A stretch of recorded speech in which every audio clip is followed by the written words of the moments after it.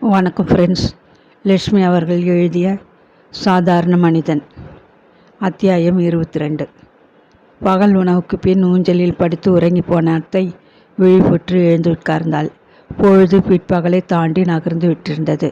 பரபரப்புடன் முகத்தை கழுவி கூந்தலை வாரி முடித்து கொண்டு கூடத்துக்குள் வந்தாள். தயாராக டம்ளரில் காஃபியுடன் தட்டில் கார போண்டாக்களுடன் சமையல் அறையிலிருந்து சந்தியா வெளிப்பட்டாள். சாப்பிடுங்க அத்தை, உபசரித்தபடி ஊஞ்சல் பலகை மீது அவைகளை ஓரமாக வைத்தாள். வாசலில் எழுந்த தடாபுடா சத்தத்தை கேட்டு இருவரும் திடுக்கிட்டு போயினர். பின்பக்கம் அறநிழலில் சுருண்டு படுத்து கொண்டிருந்தது சாம்சன். ஓங்கி குறைத்து கொண்டு முன்னால் ஓடியது. வாயில் கதவை திறந்தால் ஜெகதா. பல நாட்களுக்கும் பின் அபூர்வமாக அன்று மாலை அத்தான் குமரேசன் அவர்களை பார்க்க வந்திருந்தார். இந்த முறை ஊசியாக அவர் பயணத்துக்கு உபயோகித்த அந்த பழைய தகர டப்பா கார் எழுப்பிய சத்தம் அது என்பதை புரிந்து கொண்ட ஜெகதா, வாப்பா தம்பி குமரேசு என ஓங்கி குரல் கொடுத்தாள். ஒவ்வொரு அரிசியிலும் அது போய் சேர வேண்டிய வயிற்றுக்குடையவன் பெயரை முன்னதாகவே சாமி எழுதி வச்சுடுவான்னு சொல்லுவாங்க. சரியா போச்சு. குமரேசுக்கு இந்த டிஃபன் காஃபியை கொடுத்துடு. எனக்கு நீ உள்ளே வச்சிருக்கிற உன் காஃபியில் கொஞ்சம் ஒரு டம்ளரில் ஊற்றிட்டு வா போதும் என்றால் அத்தை விரக்தியாக. கார போண்டா உங்களுக்கு பிடிக்குமேனு அவசரமாக தயாரித்தேன். எண்ணெயில் போட்டு பொரிக்கும் போதே நினச்சேன், மழை குருவி வந்தால் மழை பெய்யும்பாங்க. நம்ம வீட்டிலே கார போண்டா போட்டால் கழுகுக்கு மூக்கிலே வைக்கிறா போல அத்தான் வாசனை பிடிச்சிக்கிட்டு சரியான நேரத்துக்கு வந்து நிற்பாரேன்னு நினச்சேன். வந்துட்டார். ஊசியாக இந்த தகர டப்பா தான் கிடச்சிதா இன்னைக்கு. பாவம் சிரித்தாள் சந்தியா. போதும் போக்கிரிப்பேனே, பள்ளிக்கூடத்திலே பிள்ளைகளுக்கு கத்தி பாடம் சொல்லி கொடுத்து உனக்கு மெதுவாக பேசுகிற பழக்கமே மறந்து போயிடுச்சு. அந்த கிரிதரன் இப்படியா இறைஞ்சி பேசுகிறான்? பதிவுசா மெல்லிய குரலில் எத்தனை அன்பாக பேசுகிறான். போதும் அவர் புகழத்தை அதட்டிவிட்டு அவள் உள்ளே ஓடிவிட்டாள். கிரிதரனை பற்றிய பேச்சு ஏற்படுத்திய மகிழ்ச்சியும் அத்தான் குமரேசனின் விஷயத்தில் மூண்ட ஆத்திரமும் கலந்த ஒரு வினோத உணர்வு மனத்தை நிறைக்க அவள் இன்னொரு தட்டில் சில போண்டாக்களும் தன் காஃபி டம்ளரிலிருந்து சிறிதளவு காஃபியை ஒரு லோட்டாவில் ஊற்றியும் எடுத்துக்கொண்டு வெளியே வந்தாள். அத்தையம்மா, சந்தியா, எல்லோரும் சௌக்கியம் தானே கேட்டபடி ஊஞ்சலில் வந்து அட்டகாசமாக அமர்ந்தார் குமரேசன். சில நாட்களுக்கு பின்னர் வந்ததனால் பார்வையை நாலாபுறமும் ஓடவிட்டார். இன்னும் 2 பலத்த மழை கொட்டிச்சுன்னா மேற்கால சுவர் இடிஞ்சு விழுந்துடும். இப்போ கூட ஒருத்தன் கையில் பணத்தை வச்சுக்கிட்டு ஒத்தை காலிலே நிற்கிறான். நம்மால் சமாளிக்க முடியாததை சட்டுன்னு விலைக்கு தள்ளி விட்டுடணும். இன்னமும் அந்த வீடு விற்கும் படலத்திலிருந்து தாண்டாதவராக அவர் பேசினார். இந்த முறை அவர் எதற்காக வந்திருக்கிறார் என்பது சந்தியாவுக்கு நன்றாக ஊகிக்க முடிந்தது. சில கொலையாளிகளுக்கு தான் கொலை செய்த இடத்தை திரும்பி பார்க்க வேண்டும் என்று ஓர் வக்கிரமான ஆசை ஏற்படுவது வழக்கம். ஒரு பிரபல துப்பறியும் ஆசிரியர் கதையில் படித்த நினைவு அவளுக்கு. அந்த முறையில் கட்டாயம் அந்த வார இறுதிக்குள் குமரேசனத்தான் அந்த கடிதத்தின் விளைவை நேரில் கண்டறிய வருவார் என்பதை அவள் எதிர்பார்த்து கொண்டிருந்தாள். அவளது நம்பிக்கை வீண் போகவில்லையே. ரொம்ப நாளாச்சு நீங்கள் வந்து குழந்தைகளையும் அக்காவையும் கூட்டி கொண்டு வந்திருக்கலாம். உப்புக்கு உபசரித்தபடி பலகாரத்தட்டையும் லோட்டாவையும் அத்தையின் எதிரில் முக்காலி மீது வைத்தாள். வீட்டுக்கு மூத்த மருமகன் என்ற அத்தைக்கு இன்னமும் குமரேசன் மீது கடுகளவு மரியாதை. புடவை தலைப்பை இழுத்து பொருத்தி கொண்டு பலகாரத்தட்டை முற்றத்து குரட்டின் மீது வைத்து கொண்டு ஒதுக்குப்புறமாக உட்கார்ந்து கொண்டாள். தம்பி, சூடு ஆறு முன்னே சாப்பிடு. உன்னை வாசலில் பார்த்ததுமே சந்தியா டிஃபனை தூக்கி ஓடி வந்து வச்சுட்டா. ஒரு சிறு பொய்யை அள்ளிவிட்டால் இந்த பொய்களை பொய்யால் தான் வெல்ல வேண்டும் என்ற கணிப்பு அவளுக்கு. என்ன பள்ளிக்கூட வேலையெல்லாம் எப்படி இருக்கு? ஆரம்பித்த குமரேசன் போண்டாவை விட்டு வாயில் திணித்து கொண்டு மென்று குதிப்பியபடி கேட்டார். அந்த கேள்விக்காகவே சந்தியா காத்திருந்தாள். அத்தான், எங்கள் பள்ளிக்கூடத்திலே ஒரு குழப்பம் ஏற்பட்டிருக்கிறது. அப்படியா? என்ன குழப்பம்? விசாரித்த குமரேசன் முகத்தில் நிலவிய பரபரப்பு அவளுக்கு பளிச்சென்று உண்மையை விளக்கிவிட்டது. இதுவரை எங்கள் பள்ளிக்கூட தலைவியின் நிர்வாகத்தில் நடந்தறியாத ஒரு சங்கதி, அவங்க வாழ்விலே கேட்டறியாத ஒரு பழிச்சொல் ஏற்பட்டுவிட்டது. தலைவி அப்படியே பதறி போய்விட்டாங்க. என்னம்மா நடந்தது? விவரமாக சொல் கேட்டபடி அவசரமாக போண்டாவை விழுங்கினார் குமரேசன். என்னை பற்றி தாறுமாறாக எவனோ ஒரு அயோக்கியன் எழுதிய மொட்டை கடிதம் அவங்க முகவரிக்கு வந்துவிட்டது. கூப்பிட்டு அனுப்பிச்சு சங்கதியை சொன்னாங்க. கடிதத்தின் விவரத்தை கூட அவங்க சொல்லலை. உன்னை பற்றி யாரோ அசிங்கமாக எழுதியிருக்கான். உன்னையும் உன் குடும்பத்தையும் எனக்கு தெரியாதா? பள்ளிக்கூடத்திலே ஒழுங்காக வேலை செய்கிற ஒரு நல்ல ஆசிரியை நீ. அத்தோடு காலம் சென்ற உன் தந்தை வாத்தியார் ஐயா மேலே எனக்கு மற்றற்ற மதிப்பு. கௌரவமான ஒரு குடும்பத்திலிருந்து வருவோர் ஒழுக்கமான நல்ல சிறந்த ஆசிரியரை பற்றி எவனோ தாறுமாறாக எழுதியிருக்கானே, அவனை சும்மா விடக்கூடாது. என் ரத்தம் கொதிக்கிறது. மொட்டை கடிதாசி எழுதி போட்டா உடனே அந்த ஆசிரியை நான் வேலையை நின்று ஒதுக்கி விடுவேனே இவன் நினைப்போ? அப்படி செய்யத்தான் முடியுமா? அரசு இந்த காலத்தில் பள்ளி ஆசிரியர்களுக்கு பல நல்ல சட்டங்கள் மூலம் எத்தனை பாதுகாப்பு தந்திருக்குன்னு அந்த மடையனுக்கு தெரியுமா? நான் வேலையிலிருந்து நீக்கினால் அந்த டீச்சர் கோர்ட்டு வரை போய் என்னையும் அந்த மொட்டை கடிதக்காரனையும் சட்டத்தின் வாயில் சரியாக மாட்டி விட்டுடலாமே அப்படின்னு கத்துன்னு கத்தினாங்க. போலீஸுக்கு உடனே தகவல் அனுப்பணும்னாங்க. கடிதாசியை போலீஸில் கொடுத்துட்டாங்களா? வாயில் பாதி நின்ற போண்டாவை விழுங்காதபடி கேட்டார். உரை ஏறி கொண்டு விட்டது அவருக்கு. கண்களில் நீர் புரள, இருமல் தொண்டை அடைக்க தண்ணீர் என்று திணறினார். போலீஸ் என்றால் குமரேசனுக்கு பெருத்த அலர்ச்சி என்பது அவளுக்கு தெரியும். அவள் தந்தை உயிருடன் இருந்த சமயம் நடந்த நிகழ்ச்சி அது. எவனோ ஒருவன் மலிவாக வீட்டுக்கு வந்து ஸ்டீல் சாமான்களை விற்கிறான் என்று கேள்விப்பட்டு அவனை வரவழைத்து ஒரு பெரிய தவளையை மிகவும் மலிவாக வாங்கி போட்டார். அது ஒரு கடையிலிருந்து திருடி எடுத்து வந்த பாத்திரங்களில் ஒன்று என்பது அவருக்கு தெரியாது. பாத்திரக்கடை கொள்ளையடிக்கப்பட்டது பற்றிய புகாரின் மேல் போலீஸ் உத்தேசமாக தேடி வந்தபோது தவளையை அவர் வீட்டில் கண்டுபிடித்து விட்டனர். திருட்டு சாமான் வாங்கிய குற்றத்துக்கு என்ன தண்டனை கிடைக்குமோ என்று நடுநடுங்கி போய் ஓடி வந்து மாமனாரிடம் விஷயத்தை சொல்லி யார் காலிலோ விழுந்து தவளை போனால் போகட்டும், தலை தப்பினால் தம்பிரான் புண்ணியம் என்று காவல்துறை அலுவலகத்துக்கு அவர் நடந்த நடை தொடர்ந்து நடந்த வழக்கில் அபராதம் கட்டி தப்பியதெல்லாம் குடும்பத்துக்கு தெரிந்த ரகசியம். போலீஸ் என்றதுமே அவருக்கு பயத்தில் புரை ஏறி கொண்டதில் வியப்பில்லை. தண்ணீர் எடுத்து வர உள்ளே சென்ற சந்தியா அடுப்பு மேடையை பிடித்து கொண்டு குலுங்கி சிரித்து கொண்டு நின்றாள். சீக்கிரம் தண்ணீர் கொண்டா, தம்பிக்கு மூச்சு திணறுது. அத்தை அதட்டியதும் அவள் டம்ளருடன் ஓடி வந்தாள். அவசரமாக நீரை பறிக்க ஆசுவாசப்படுத்தி கொண்டார் குமரேசன். அப்புறம் என்ன நடந்தது? மேல் துண்டால் வாயை துடைத்து கொண்டு கவலையுடன் வினவினார். இது என்னை பற்றின விஷயம்.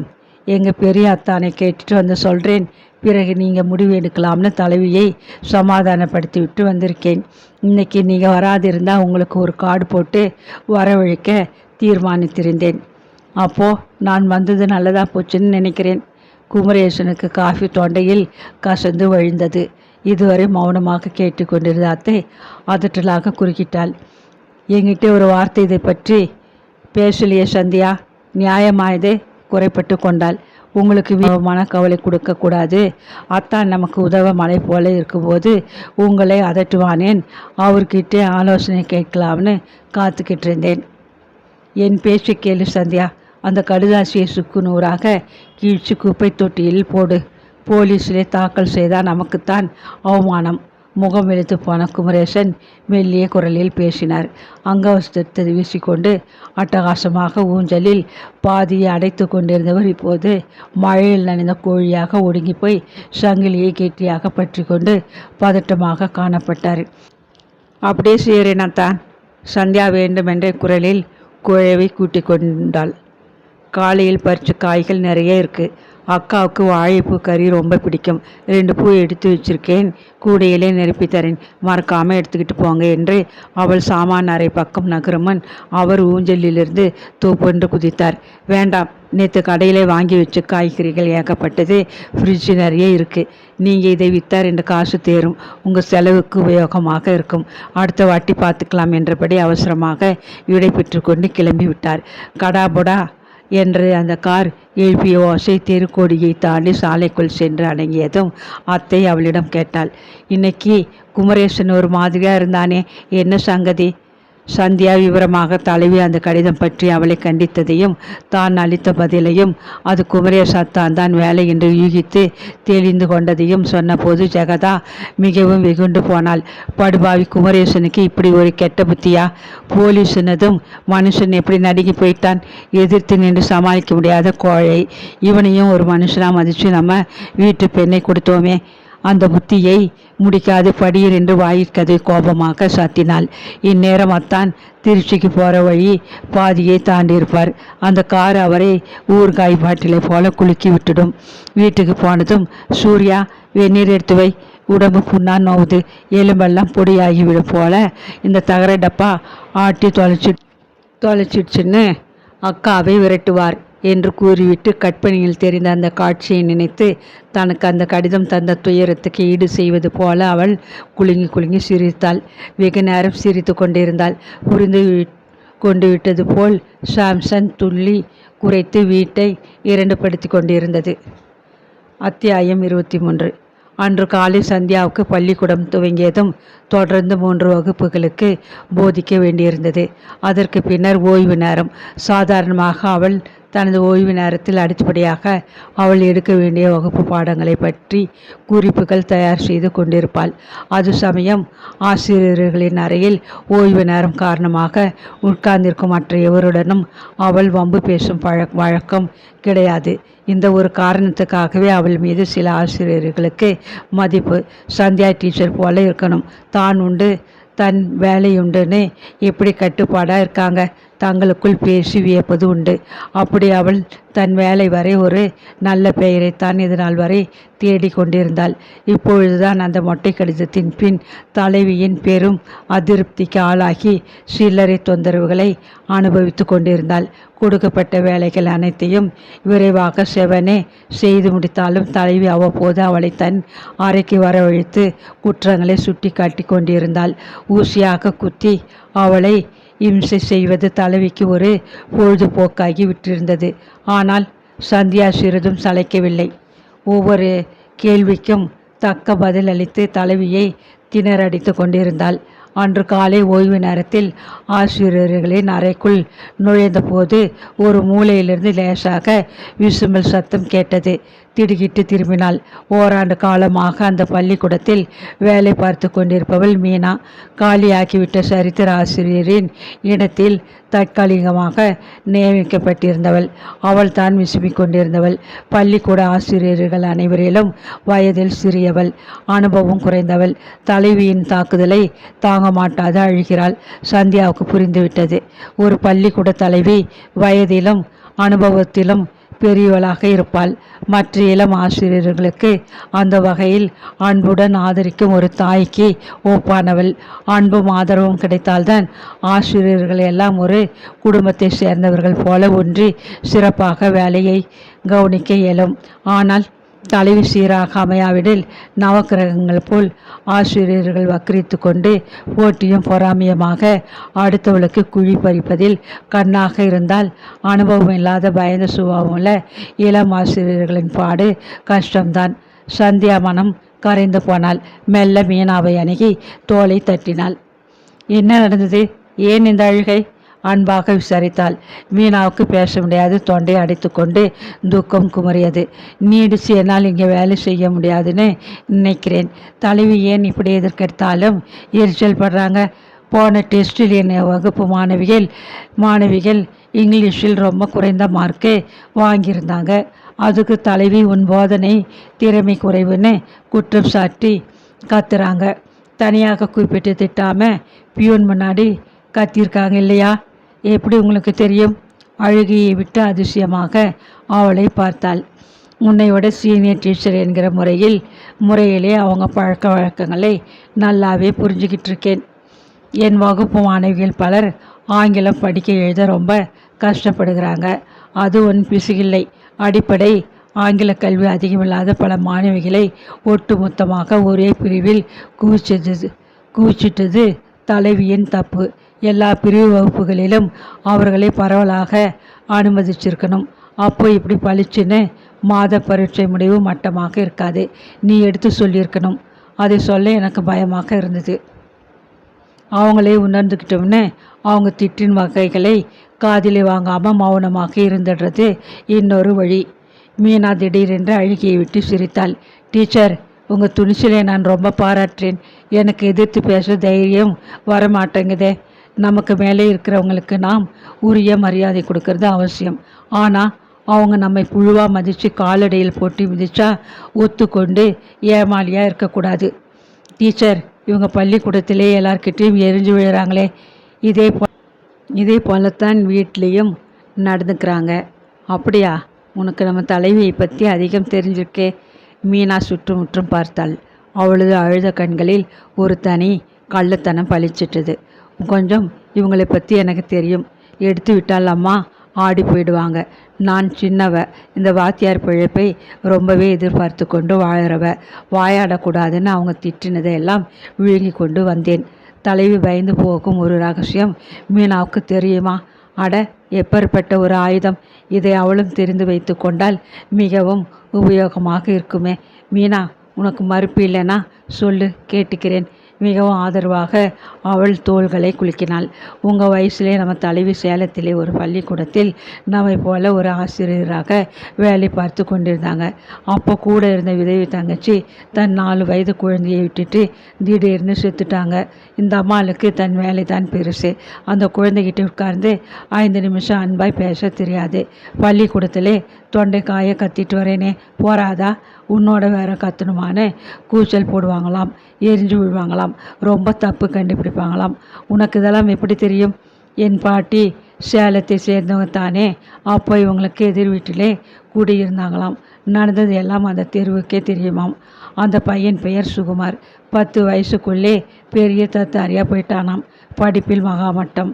சின்ன வயசுலே திருடவும் போய் பேசவும் ரொம்ப கற்றுக்கொண்டு விட்டானாம். ஒரு பெரிய திருட்டிலே கையும் களவுமாக அகப்பட்டு கொண்டு அது பெரிய கேஸாகி போய் சுகுமாரை நீதிபதி சீர்திருத்த பள்ளிக்கு அனுப்பிச்சிட்டாராம்.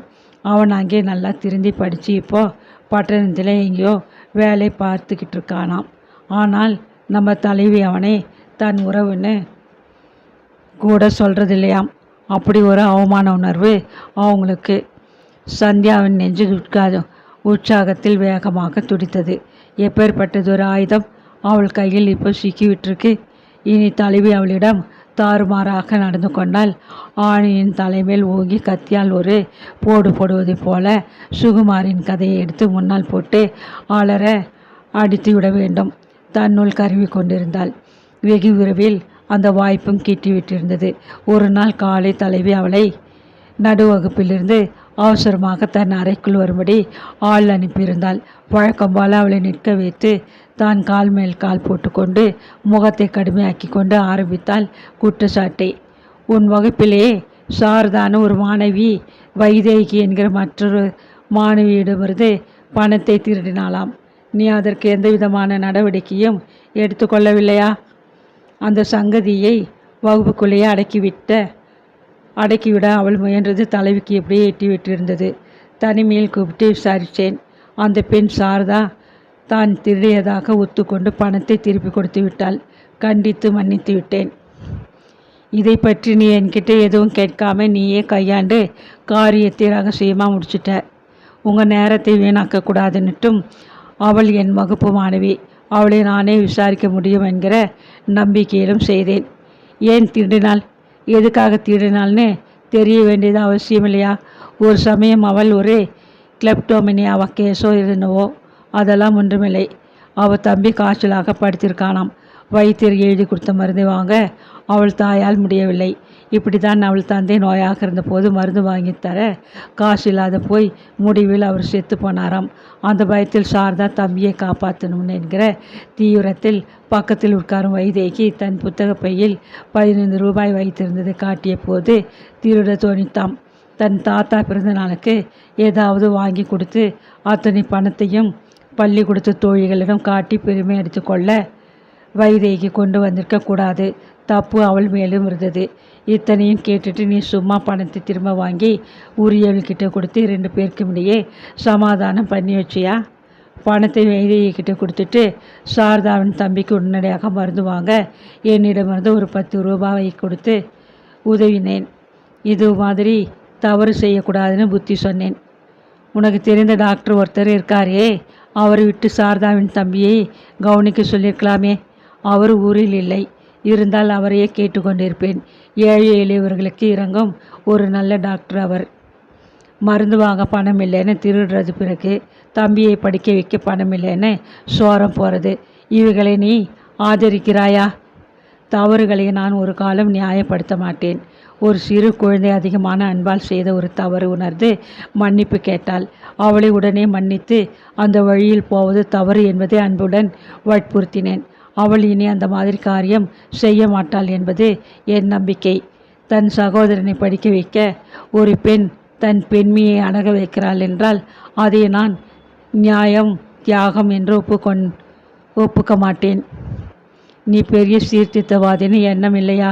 நான் சீர்திருத்தவாதி இல்லை. சீர்திருத்தும் பள்ளிகள் பற்றியும் அறிந்தவள் இல்லை.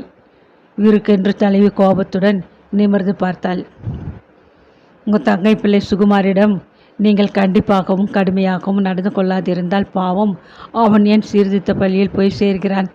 ஆசிரியர் என்பவள் ஒரு வகையில் மாணவிகளுக்கு ஒரு தாய்க்கு சமமானவள்.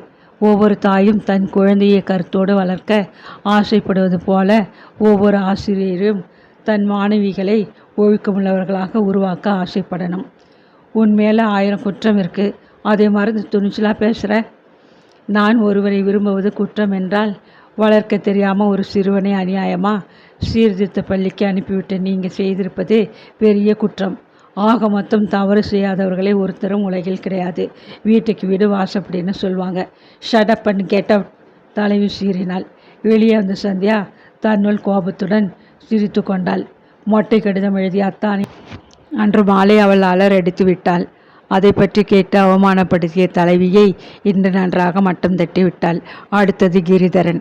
ஆமாம், இப்படி அவளை வம்பில் மாட்டிவிட்டு ஊருக்கு போய் மறைந்து கொண்டிருக்கும் அவரை கோபத்துடன் தன்னுள் மீண்டும் சிரித்து கொண்டாள்.